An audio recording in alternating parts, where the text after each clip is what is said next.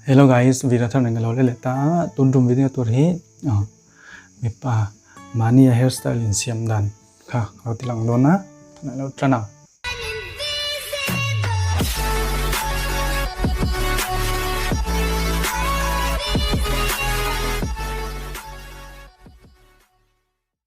hairstyle Siam don na reng i customer demo nongma point chun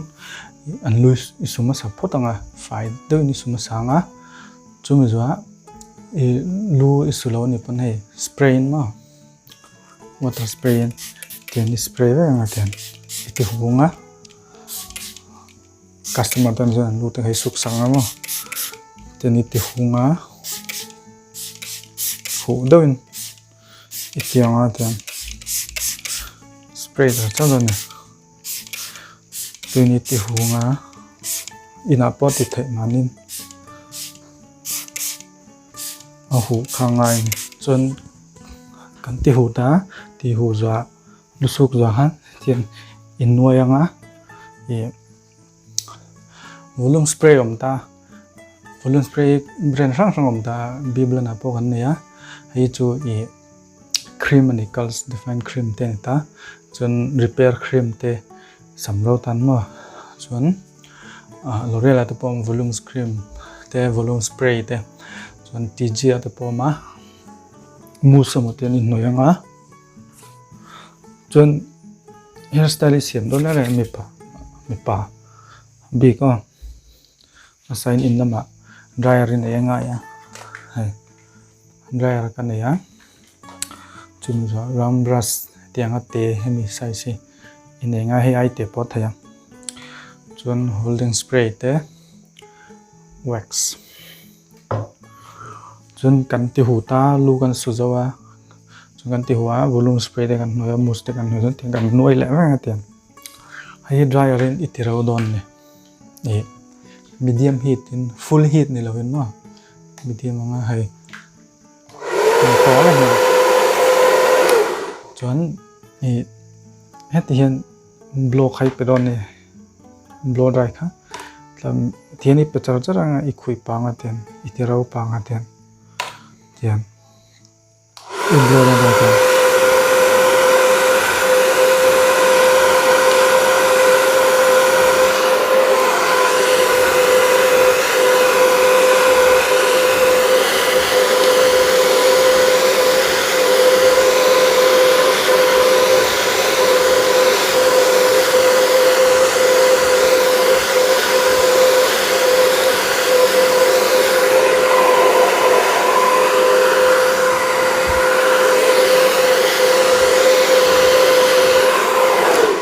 chon hetlam iti zawh han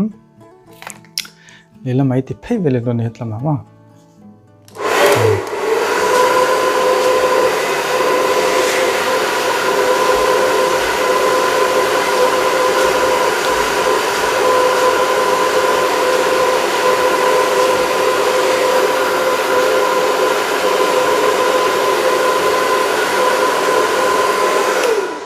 tiang tina chanchu he velam dinglam velam kan te char charanga aro chung khan aro ma khan kan dina chanju volume kan siam don time chon hami hairstyle spiky he ti phir ang ha kan siam dona chon chumi volume siam ro kan velama ten dinglama te kan chemro phudanga hami kan lelam kan ti zawna lelam kan ti le don ta tian ti chang chat tur voi ni voi thung zal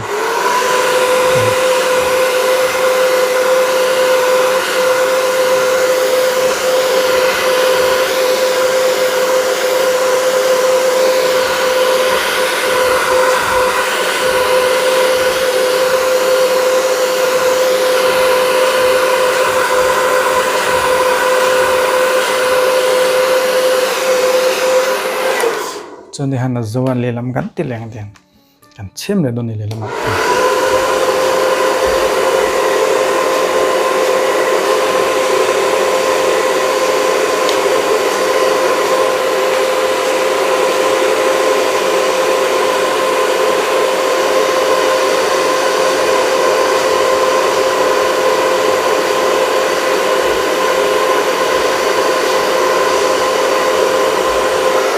chon customer to kha khade hanti turne chuan chumi ti zawh khan ne lam hi ma zawng kan ti tom thungang ti zawng hian kan ti vek anga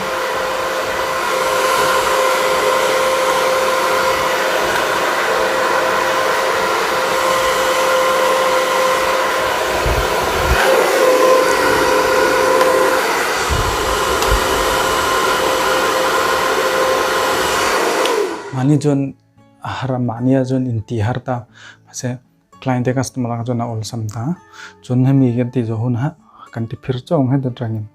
nunglam rangin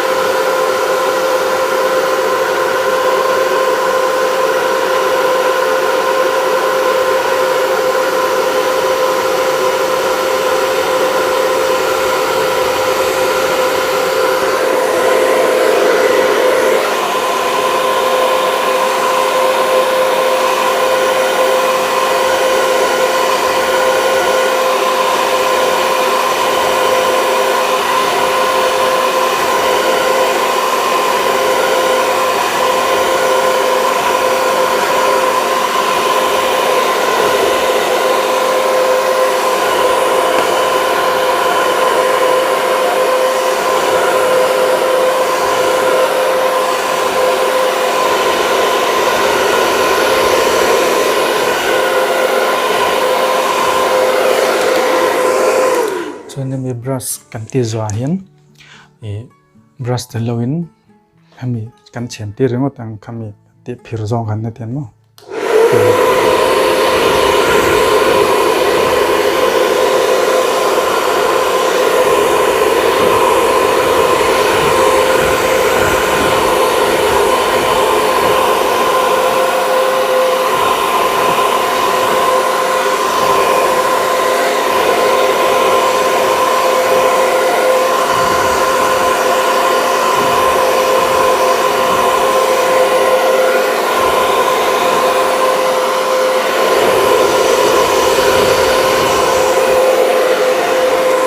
Chuan ti zawh vek ta ti hian anita i brush te na te kha chuan chumi zawh wax kha kan noi don ta ni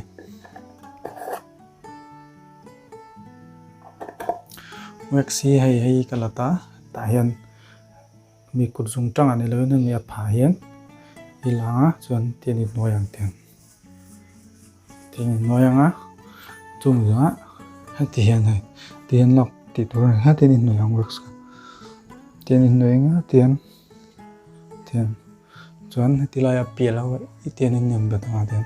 wax khan ma tian ni ta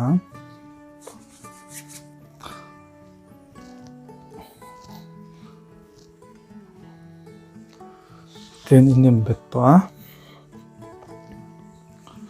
he ta num nama po chuan tian wax khan ti to wax ti to han hai tin a pial vek ta ne ta ma spikin ta ni lo pon tin I pot let dewanga pa hian hai si rong pon chuan chumi ga whole spray ni spray anga whole spray don khan I styling kom ta hai tian sam khui le nang che tian tin da karai tenga tin I pot le da chuan spray ang tian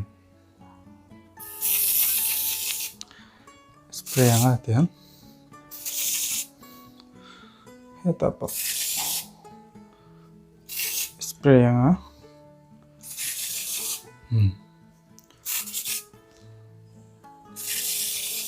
chuan holding spray hemi spray hian tian a hold don ni a reng don da khong dona tian chuan hi ni khat te dei ya hemi kom inei lo pon ikutin iti thei ni hetian tianga spray ma tian ta tian spray nga tikhan hairstyle chu manin ati thei a zawh hei ange anuna hei spiky flip kandita nunglam veka mua sắm xây tan thế mà làm sắm xây tan thế han anin mẹ bị cả chuan hồi đồ rong khát chú kami blow right thong khan natural way mà kami atir trang an nâu tin thân nga in enanga mo an dar thla te han an manin point zo tang khoi lam ngai ti do chet lam ga ti du wang khan tian khatita chunai tian chun